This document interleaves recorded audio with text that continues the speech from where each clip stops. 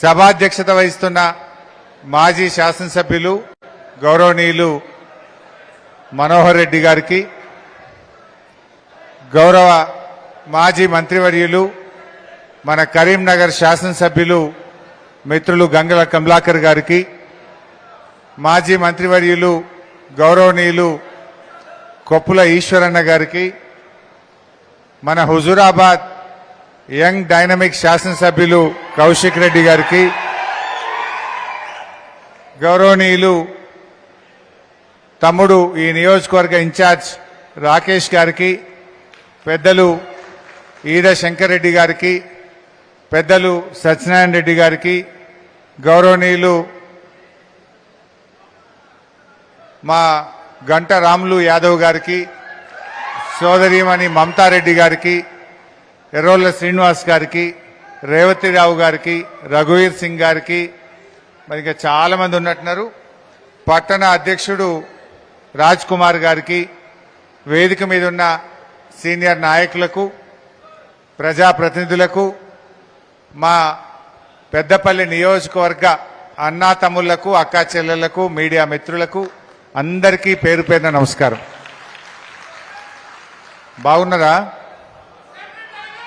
బాగున్నారా అంటున్నా. ఏం బాధపడద్దు, భవిష్యత్తు మనదే. నిన్నయాల రేవంత్ రెడ్డి మాట్లాడుతున్నాడు, ఏమంటుండు, నేనే గెలుస్తా 2034 దాకా ఉంటా.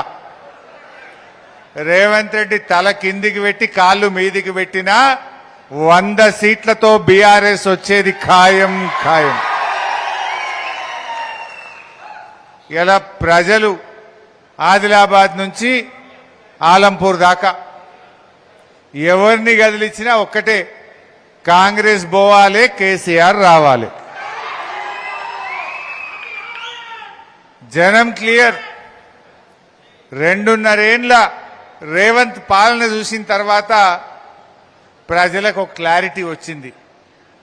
బీఆర్ఎస్ఏ బాగుండే అంటున్నారు.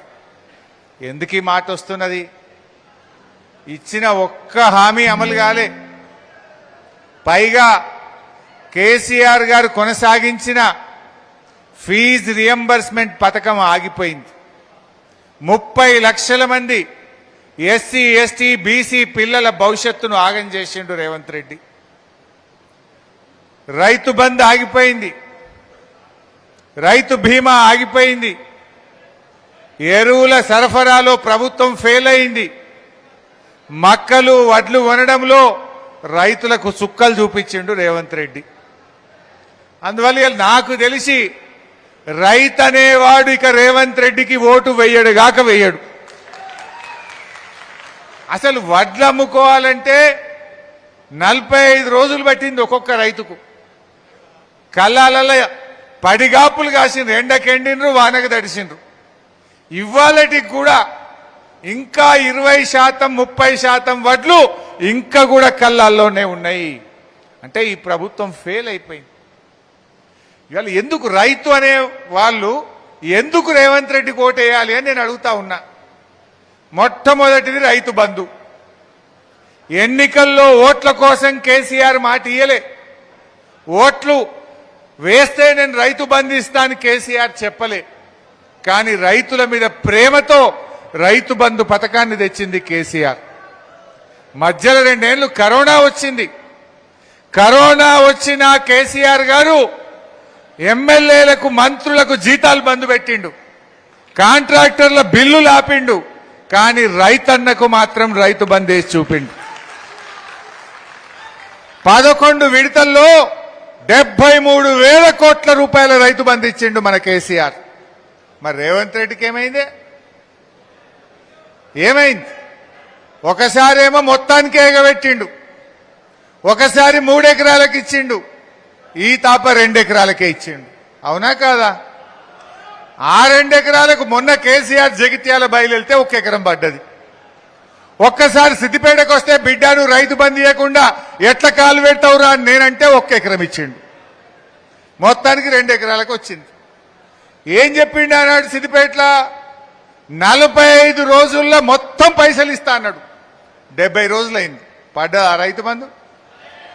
ఇప్పుడు ఈ యాసంగి పంటకు రైతు బంధుకి ఎగనామం పెట్టిండు. రుణమాఫీ నేను ఎంబడబడ్డా, ఏమైనా మొదటి సంతకం పెడతా అన్నావు, ఇంకెప్పుడు ఇస్తావు రుణమాఫీ అని రోజు ఎంబడబడ్డా నేను. ఈ ఎంబడబడంగానే పార్లమెంట్ ఎన్నికలల్లా ఏ ఊరికి పోతే ఆ దేవుని మీద ఒట్టు పెట్టిండు. మన కరీంనగర్కి వచ్చిండు, వెమలాడ రాజన్న మీద ఒట్టు పెట్టిండు.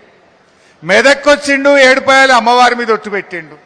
నల్లగొండకు పోయిండు, యాదాద్రి లక్ష్మీ నరసింహస్వామి మీద ఒట్టు పెట్టిండు. ఖమ్మం పోయిండు, భద్రాచలం రాముల వారి మీద ఒట్టు పెట్టిండు. పోయిన కాడల్లా ఒట్లు పెట్టిండు. 15 ఆగస్టు కల్లా రుణమాఫీ చేస్తా అన్నాడు. 2 లక్షల మీద ఉన్నోళ్ళు కట్టుకోండి, మిగతా పైసలు నేను మాఫీ చేస్తా అన్నాడు. అయినాయా? 2 లక్షల లోపున్నోళ్ళై కాలే, 2 లక్షల మీదున్నోళ్ళై కాలే. రుణమాఫీ ఏమైందయ్యా అంటే అసెంబ్లీలో గవర్నర్ చేత 35,000 కోట్ల రుణమాఫీ చేస్తామని అసెంబ్లీలో చెప్పిండ్రు. బడ్జెట్ స్పీచ్లో చెప్పిండ్రు. ఇచ్చింది ఎంత అంటే 20,000. అంటే దాదాపు సగం మందికి రుణమాఫీ అయింది, సగం మందికి రుణమాఫీ ఎగ్గొట్టిండు. 2 లక్షల లోపోళ్ళకు కాలే, 2 లక్షల మీదున్నోళ్లకు కాలే. రుణమాఫీ అట్లా ఎగ్గొట్టిండు. రైతు బంధు ఇప్పుడు 3 పంటలకు ఎగ్గొట్టిండు. పోనీ ఎరువులన్నీ ఇచ్చిండా? కేసీఆర్ గారు ఉండగా మండలానికి ఒక గోడౌన్ కట్టిండు. కట్టలే మీ దగ్గర? మీరు సుల్తానాబాద్ పోయినా గోడౌన్ ఉంటుంది, పెద్దపల్లి పోయినా ఉంటుంది, శ్రీరాంపూర్ పోయినా ఉంటుంది, జూలపల్లి పోయినా ఉంటుంది లేదా? మండలానికి, ప్రతి మండలానికి ఆనాడు కేసీఆర్ గారు గోడౌన్ కట్టి ఎరువులు స్టాకు పెట్టి 10 ఏళ్లల్లా ఎరువులకు ఇబ్బంది లేకుండా చూసింది కేసీఆర్. పాత కాంగ్రెస్, ఆనాటి కాంగ్రెస్ పోలీస్ స్టేషన్లలో ఎరువులు పెట్టి అమ్మింది. కానీ కేసీఆర్ గారు వచ్చినాక ఆటో ఆయనకు చెప్పి 4 బస్తాలు వేసుకురా అంటే ఆటో డ్రైవరు ఇంటికాడ తెచ్చేసిపోయిండు. కానీ ఇలా మళ్ళా కాంగ్రెస్ వచ్చింది, నాటి రోజులు వచ్చినాయా లేవా? ఎరువు బస్తాలకు లైన్లు, లాఠీ ఛార్జీలు, ఇలా గోసబెట్టే కార్యక్రమం స్టార్ట్ అయింది. ఎరువులు ఇచ్చే శాతగాలే. రైతు బీమా కార్యకర్తలు మంచిగా వినాలి. రైతు బీమాకు రామ్ అయింది. ఆనాడు కేసీఆర్ చెప్పిండు ఎలక్షన్ల ముంగట, దళిత బంధుకు జై భీమ్ అంటారు, రైతు బీమాకు రామ్ అంటారు, జాగ్రత్త అన్నాడు కేసీఆర్. ఇవాళ అదే నిజమైందా? ఇప్పుడు 4 నెలల రాష్ట్రంలో రైతు బీమాకు ప్రభుత్వం ఎల్ఐసికి ప్రీమియం కట్టలేదు. 4 నెలల నుంచి రైతు బీమా ఆగిపోయింది. తెలంగాణలో రైతు బీమా బంద్ అయిపోయింది 4 నెలల నుంచి. రాష్ట్రంలో 3,000 మంది రైతులు చనిపోయి ఇవాళ రైతు బీమా రాకుండా ఆగమైపోయిన పరిస్థితి ఉంది. నాడు కేసీఆర్ ఉంటే రైతు చనిపోయినాక ఇంట్లో నుంచి కాలు బయట పెట్టక ముందే వారం రోజుల్లో 5 లక్షల రూపాయలు వాళ్ళ కుటుంబం యొక్క అకౌంట్లో జమ చేసిండు. రేవంత్ వచ్చిండు, రైతు బీమాను బంద్ పెట్టిండు. 4 నెలల నుంచి ఇలా రైతు బీమా రాలేదు. ఏం చేసేది? పోనీ వడ్లన్న కొన్నాడా? వడ్లు అమ్ముకోవాలంటే సుక్కలు చూసిండ్రు రైతులు. గిన్ని రోజులు ఎప్పుడన్నా అయిందా? మక్కలు అమ్ముకోవాలంటే సంచులు కొనుకొచ్చుకున్నారు రైతులే. చాలా చోట్ల సంచులు దొరకకపోతే రైతులే సంచులు కొనుకొచ్చుకొని మక్కలు జోకిన పరిస్థితి ఏర్పడ్డది. ఇవాళ నుంచి మక్కలు కొనుడు బంద్ పెట్టిండ్రు. ఇప్పుడే ఈశ్వరన్న చెప్తుండు, ధర్మపురిలో, వెమ్లాడలో, మెట్పల్లిలో, కొరుట్లలో చాలా చోట్ల మక్కలు అట్లనే ఉన్నాయి, మక్కలు కొనుడు బంద్ పెట్టిండ్రు అంటున్నారు. అంటే ఏంది నువ్వు చేసింది? పోనీ కరెంట్ అన్న మున్పటి లెక్క ఉన్నదా? 24 గంటల పోయి 13 గంటలకో 14 గంటలకు వచ్చింది ఇప్పుడు. అంటే ఇవాళ రైతును అన్ని రకాలుగా ఆగం చేసిండు. ఎరువుల్లో ఇబ్బంది, రైతు బంధు 3 పంటలకు ఎగ్గొట్టిండు, రుణం మాఫీ సగం మందికి ఎగ్గొట్టిండు, రైతు బీమా బందే పెట్టేసిండు, వడ్లు కొనుమంటే సుక్కలు చూపిండు. ఇంకా రైతు ఓటేస్తాడా? ఇంకా ఇది జాలదట. ఇప్పుడు రైతు డిస్కాం దేబోతా ఉన్నాడు. రైతు డిస్కాం బాగా వినాలి రైతులు. ఏంటిది రైతు డిస్కాం? ఇప్పుడు ఇప్పటిదాకా మనకు ఎన్పీడీసీఎల్, పెద్దపల్లి దేని కింద ఉంటుంది? ఎన్పీడీసీఎల్ కింద మనం ఉంటాం. మనం బాయికాడు ఇల్లు కట్టుకుంటే ఇంటికి కనెక్షన్ కావాలన్నా ఎన్పీడీసీఎల్ ఇచ్చిండు, బాయికి కావాలన్నా ఎన్పీడీసీఎల్ ఇచ్చిండు. ఇప్పుడు రేవంత్ రెడ్డి ఏమంటుండు? ఫ్రీ కరెంట్ వాళ్ళు రైతులు కావచ్చు, మన లిఫ్ట్ ఇరిగేషన్ స్కీములు కావచ్చు, గవర్నమెంట్ ఆఫీసులు దవాఖాన్లు ఇవన్నీ దానికి ఒక రైతు డిస్కామ్ అని పెడుతున్నాడు. అంటే ఈ రైతు డిస్కామ్కు రేపు పైసలు కట్టేవాళ్ళు ఉండరు. మరి పైసలు కట్టేవాళ్ళు లేకపోతే కరెంట్ ఎడగొనాలి, కరెంట్ ఎట్లా వస్తుంది? ఇప్పుడు ఏమంటుండు రైతు డిస్కామ్కు జీవో నంబర్ 8 అని ఒక జీవో ఇచ్చిండు రేవంత్ రెడ్డి. బాగా వినండి, ఇది అమల్లోకి వస్తే అసలు కాంగ్రెస్ వాడు రేపు ఊళ్ళలో కూడా రాడిగా. ఇప్పుడు మొన్ననే ఈఆర్సీ ముందు వాదనలు అయిపోయినాయి. ఈఆర్సీ ఉత్తర్వుల కోసం వెయిట్ చేస్తా ఉన్నారు. ఆ జీవో నంబర్ 8 ఏమంటదంటే సోలార్ పవర్ రైతు డిస్కామ్కి ఏ కరెంట్ ఇస్తాడట అంటే రేవంత్ రెడ్డి రెన్యూవబుల్ ఎనర్జీ ఇస్తా అని జీవో ఇచ్చిండు. రెన్యూవబుల్ ఎనర్జీ అంటే ఏంది? Solar power, wind power. మన దగ్గర గాలితోని కరెంట్ తయారేది పెద్దగా లేదు తెలంగాణలో. ఇక ఉన్నది సోలార్ పవర్. సోలార్ పవర్ అంటే ఎప్పుడు వస్తుంది? పొద్దుగాల ఎండగొట్టి ఇంకా షురు అవుతుంది, సాయంత్రం ఎండ బంద్ కాగానే బంద్ అవుతుంది. అంటే పొద్దుగాల 7-8 గంటలకు బాయికాడ మోటార్ వెలుగుతుంది, వస్తుంది కరెంటు. సాయంత్రం 5 కాగానే బాయికాడ కరెంటు పోతుంది. అంటే రేపు రైతు డిస్కామ్ అమల్లోకి రాగానే బాయికాడ మీ వ్యవసాయానికి వచ్చే కరెంటు కేవలం 7-8 గంటలు మాత్రమే ఉండబోతా ఉంది. 7-8 గంటలే ఉంటుంది బాయికాడ. అంటే రేవంత్ రెడ్డి నాడు కేసీఆర్ ఇచ్చిన 24 గంటల ఉచిత కరెంటుకు ఈ రైతు డిస్కామ్ తో ఉరివేయబోతా ఉన్నాడు. రేపు రైతులకు కరెంటు రాదు, రేపు 7-8 గంటల కరెంటే వస్తుంది. అరే రేవంత్ రెడ్డి, నువ్వు రైతు బిడ్డ అంటావు. రైతులు ఏం పాపం చేసిండ్రు? ఉన్న కరెంటు ఊడగొడితివి, రైతు బంధు ఎగగొడితివి, రైతు బీమా బంధు పెడితివి, ఎరువులు సరఫరా చేయకపోతివి, వడ్లు కొనకపోతివి. ఏందన్న ఒక్కటన్నా మంచి పని చేసినాడే? రైతు సోదరులు ఆలోచించాలి. ఆనాడు కేసీఆర్ ఉంటే ఇదే పెద్దపల్లిలో, సుల్తానాబాద్లో, మీ జూలపల్లిలో, శ్రీరాంపూర్లో ఎకరం 50 లక్షలు 60 లక్షలు ఉండే. ఇవాళ ఎంతైంది భూముల విలువ? సగం అయిందా లేదా? కేసీఆర్ రైతు విలువ పెంచిండు, రైతు చేతిలోని భూమి విలువ పెంచిండు. ఇవాళ కాంగ్రెస్ వచ్చినాక రైతు గౌరవం తగ్గింది, రైతు చేతిలోని భూమి విలువ కూడా తగ్గుముఖం పట్టింది. ఏమనంటే ధరలు పెంచుడే, పెంచంది ఏమని ఉన్నదా రేవంత్ రెడ్డి? మీరు మోటార్ సైకిల్ కొనుక్కుంటే దాని మీద 5,000 ట్యాక్స్ వేసిండు. ఇక రేపటి నుంచో ఎల్లుండి నుంచి సీసాలకు కూడా పెంచుతారట. నిన్ననే భూముల ధరలు పెంచిండు. ఎవరైనా పేదవాడు బిడ్డ పెళ్లికో, పిల్లల చదువుకో, దావఖానకో భూమి అమ్ముదామంటే రిజిస్ట్రేషన్ ఫీజులు పెంచిండు. రిజిస్ట్రేషన్ ఫీజులు పెంచుతీవి, మందుబాబులకు ధరలు పెంచబడితివి, ఆర్టీఏ ట్యాక్సులు పెంచితివి, ఇచ్చేది మాత్రం ఎగబెడితివి. ఇచ్చే రైతు బంధు ఎగబెట్టిండు, పిల్లలకు ఫీజు రియంబర్స్మెంట్ ఎగబెట్టిండు, తులం బంగారం ఎగ్గొట్టిండు, ఇచ్చే పథకాలు బంద్ పెట్టిండు, ధరలు మాత్రం పెంచిండు. ఇంకా కాంగ్రెస్ కోటేస్తారు ఎవడన్నా? అసలు రైతులు ఓటేయకుండా మళ్ళా రేవంత్ రెడ్డి ప్రభుత్వం వస్తుందా? అందుకే అంటున్నా నేను, తల కిందికి పెట్టి కాళ్ళు మీదికి పెట్టినా రేవంత్ రెడ్డి మళ్ళా గెలిచేది లేనే లేదు. నిన్న ఒక మాట అంటుండు రేవంత్ రెడ్డి, హిట్లర్కు హైడ్రా అంటే బాగా ఇష్టం, అందుకే నేను హిట్లర్ను చూసి హైడ్రా పెట్టినా అంటుండు. ఎవడన్నా హిట్లర్ను దేంతో పోలిస్తారే? ఎవడన్నా ముఖ్యమంత్రి అంటోనికి బాగా ఫకర్ వస్తే, ముఖ్యమంత్రి అంటోనికి బాగా అహంకారం నెత్తికెక్కితే, అరే వీడి హిట్లర్ లెక్క తయారైందిరా అంటారు. అంతే కదా? ముఖ్యమంత్రి కళ్ళు నెత్తికెక్కితే, అధికారం మత్తులో కళ్ళు కనబడకుండా విర్రవీగితే, అరే వీడు హిట్లర్ లాగా తయారైందిరా భయ్ అంటారు. మరి రేవంత్ రెడ్డి ఏమంటుండు? నేనే హిట్లర్ నువ్వు అంటుండు. నేను హిట్లర్ను చూసి కాపీ కొట్టినా అంటుండు. మరి హిట్లర్కి ఏం గతి పెట్టిందో మీకు తెలుసు కదా. హిట్లరు నాడు పేద ప్రజలను ఊచకోత కోసిండు, పేదల బతుకులు ఆగం చేసిండు. అందుకే ప్రజలు తిరగబడితే హిట్లర్ లాస్ట్కు తన తుపాకీతో తానే కాల్చుకొని చనిపోయిండు. ఇవాళ రేవంత్ రెడ్డి ఏం చేస్తుండు? ఆ హిట్లర్ పేదల బతుకులు ఊచకోత కోస్తే ఈ నయా హిట్లర్ రేవంత్ రెడ్డి పేదల ఇండ్లు గులుస్తా ఉన్నాడు హైడ్రా పెట్టి, పేదల బతుకులు ఆగం చేస్తా ఉన్నాడు ఈ రేవంత్ రెడ్డి. అందుకే నీకు కూడా రేపు ఆ హిట్లర్కు బట్టిన గతే పడుతుంది. తెలంగాణ ప్రజలు నిన్ను తరిమి తరిమి కొట్టేది రోజులు దగ్గరలో ఉన్నాయి. ఇలా అందుకే గుర్తుపెట్టుకోండి, మనకేం బాధ లేదు. మొట్టమొదలే అన్న భవిష్యత్తు మనదే అన్న.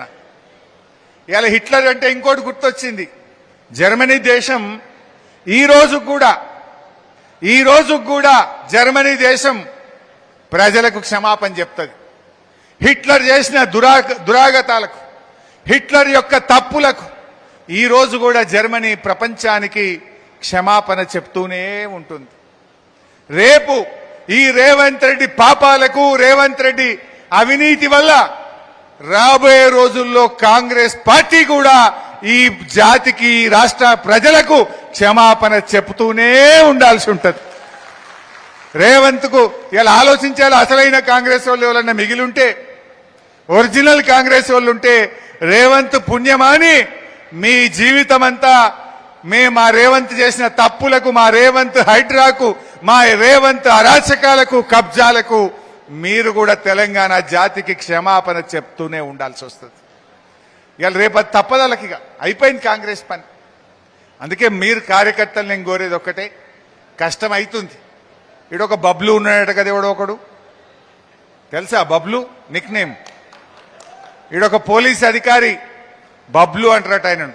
బబ్లు సంగతి చెప్తాం కానీ ఆ బబ్లు ఎవడన్నా మా కార్యకర్తలు ఉన్న విషయాన్ని వడ్లు కొంటలేడనో, రైతు బంధు రాలేదనో, రైతు బీమా ఎగబెట్టినవనో సోషల్ మీడియాలో పోస్ట్ పెడితే మా కార్యకర్తల్ని దెబ్బలు కొడుతుండట. మొన్న మా తమ్ముడు మా శ్రీకాంత్ను 2వ తారీఖు నాడు కొట్టిండని తెలిసింది. బిడ్డ బబ్లు, రేపు మా శ్రీకాంత్ చేత కేసు పెట్టించి బీఆర్ఎస్ గవర్నమెంట్ వచ్చినాక మా శ్రీకాంత్ ఎంత బాధపడ్డాడో ఆ బాధ ఏందో నీకు రుచి చూపిస్తాం, జాగ్రత్త అని చెప్పి హెచ్చరిస్తా ఉన్నా. మర్యాదగా ఉంటే మర్యాద. మీరు కాపాడతాడా? మీ ఎమ్మెల్యే కాపాడతాడా ఈ రేవంత్ రెడ్డి నిన్ను? రేపు రేవంత్ రెడ్డి ఉంటాడా? ఆలోచించుకోవాలి. అరే కింద పోలీస్ కానిస్టేబుల్లే మళ్ళా కేసీఆర్ రావాలంటారు. ఇలా నువ్వు ఏ కానిస్టేబుల్ అయినా పక్కకు తీసుకుపోయి అడుగు. వాళ్ళ టీఏలు బంద్ అయిపోయినాయి, వాళ్ళ సరెండర్ లీవ్ బంద్ అయిపోయింది. కేసీఆర్ ఉండగా నేను ఆనాడు ఫైనాన్స్ మినిస్టర్గా 3 నెలలకు ఒక సరెండర్ లీవ్ ఇచ్చిన, బరాబర్ టీఏ పైసలు ఇచ్చిన. ఇవాళ రేవంత్ రెడ్డి వచ్చినాక పోలీసు వాళ్ళకి సరెండర్ లీవ్ లేదు, టీఏ బిల్లు లేవు, స్టేషన్ అలవెన్స్ లేదు, అంత ఆగమైపోయింది. నిన్న ఇవాళ ఆయన ఆరోగ్య భద్రత కూడా బంద్ అయిపోయింది. ఆ ఆరోగ్య భద్రత బంద్ అయింది. మళ్ళీ ఇప్పుడు ఆరోగ్య బీమా అని 1.5% జీతంలో కోత పెట్టిండ్రు.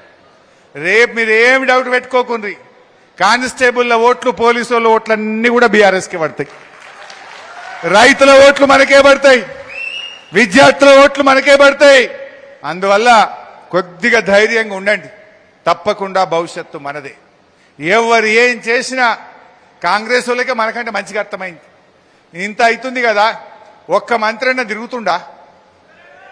ఒక్క మంత్రి అన్న వడ్ల కొనుగోలు కేంద్రాలకు వస్తున్నారా? మా మెదక్ జిల్లాలో అయితే ఒక్క మంత్రి రాలేయాలటి వరకు. ఎందుకంటే వస్తే రైతులు తిరగబెట్టేట్టున్నారు, రైతులు ఎగబెట్టేట్టున్నారు. ఆ ట్యాంకులు వచ్చే పరిస్థితి లేదు. ఇప్పుడు వానకాలంకు యూరియా స్టాక్ లేదు. కేసీఆర్ ఉండగా 3 నెలల ముందు తెచ్చి పెడుతుండే యూరియా. ఇప్పుడు మళ్ళా వానకాలంలో మళ్ళా యూరియాల కోసం లైన్లు కట్టాలి మళ్ళీ మనం. అంటే ఈ ప్రభుత్వం రైతులంటే చిన్న చూపు ఉన్నది. అందువల్ల మిత్రులారా, రైతులతోని ఎవడు పెట్టుకున్నా ముంగట పడడు. వెనకటో సామెత ఉంటుంది, ఎద్దేడ్చిన వ్యవసాయం ముంగట పడది, రైతు ఏడ్చిన రాజ్యం ముంగట పడదు అన్నట్టు ఇవాళ రేవంత్ రెడ్డికి మన తెలంగాణ రైతుల ఉసురు తాకక తప్పదు, ఆయన దానికి తగిన మూల్యం చెల్లించక తప్పదు. కార్యకర్తలు, మా నాయకులు మంచిగా పనిచేయండి. కొంతమంది అటు ఇటు అయినరు, వాళ్ళని మాత్రం మళ్ళీ తెచ్చుకునేది లేదు, కష్టకాలంలో మనకున్నోడే దేవుడు. ఈ కష్టకాలంలో ఉన్న మా కార్యకర్తలే మాకు దేవుళ్ళు, ఈ కార్యకర్తలే మాకు నిజమైన బంధుమిత్రులు. ఈనాడు ఈ కష్టకాలంలో నిలబడ్డ కార్యకర్తలే పార్టీ హైకమాండ్ కు ఆత్మీయులు అని చెప్పి మనవి చేస్తా ఉన్నా. మనం గ్యారంటీ వస్తాం, కానీ ఇలా ఎవరైతే ఈ కష్టకాలంలో నిలబడ్డ కార్యకర్తలున్నారో గుండెలో పెట్టుకొని మిమ్మల్ని కాపాడుకుంటాం. తమ్ముళ్ళారా, ధైర్యంగా ఉండండి, ఏం భయపడకండి, మిమ్మల్ని కాపాడుకునే బాధ్యత మాది. రాబోయే రోజుల్లో చక్కగా మన కమిటీలన్నీ వేసుకొని పార్టీ మెంబర్షిప్ చేసుకొని శిక్షణ కార్యక్రమాలు పెట్టుకొని పార్టీని మంచిగా బలోపేతం చేసుకుందాం. భవిష్యత్తు మనది ఉంటుంది. మా మనవరన్న నిర్ణయాలు గట్టిగానే వేసుకున్నాడు, కానీ ఇంకా కొద్దిగా గట్టిగా వేయాలి. ఇక బయలుదేరాలి. రోజు ఇక డి అంటే డి అనాలి. దేనికైనా తయారు ఉండాలి. నీ వెనుక పార్టీ ఉన్నది, నీ వెనుక కార్యకర్తలున్నారు. నువ్వు ధైర్యంగా కొట్లాడే ప్రయత్నం చేయి. నువ్వు గట్టి కొట్లాడితేనే కార్యకర్తలకు ధైర్యం వస్తుంది. నువ్వు బయలుదేరితేనే కార్యకర్తలు ఇంకా గట్టి. నువ్వు ఒక్క అడిగేస్తే వాళ్ళు 2 అడుగులు వేస్తారు. సో అందువల్ల మిత్రులారా, మంచి నాయకులు ఉన్నారు వేదిక మీద. అంతా సీనియర్ నాయకులు. మా రాములన్న గాని, మా రాకేష్ గాని, సత్యనారాయణ రెడ్డి గాని, మా శంకరన్న గాని, మా రఘువీర్ సింగ్ గాని, అందరూ హేమీలు ఉన్నారు. కలిసి పనిచేయండి, కలిసి ఉద్యమం చేయండి, కలిసి ప్రభుత్వం మీద పోరాడండి. భవిష్యత్తు మనదే. మనకంటే కార్యకర్తలు మనకు ముఖ్యం. ఇవాళ మనం ఆ కార్యకర్తల కోసం అందరం కూడా కలిసి పనిచేయాలి. భేదాభిప్రాయాలు పక్కన పెట్టి ఇవాళ ఆ కార్యకర్తలు, ఇంత కష్టకాలంలో నిలబడ్డటువంటి కార్యకర్తలకు ధైర్యాన్ని ఇవ్వాలంటే మన అభిప్రాయ భేదాలు పక్కన పెడదాం. అందరం కలిసిమెలిసి మళ్ళీ మన కేసీఆర్ ను ముఖ్యమంత్రి చేసుకుందాం. జై తెలంగాణ.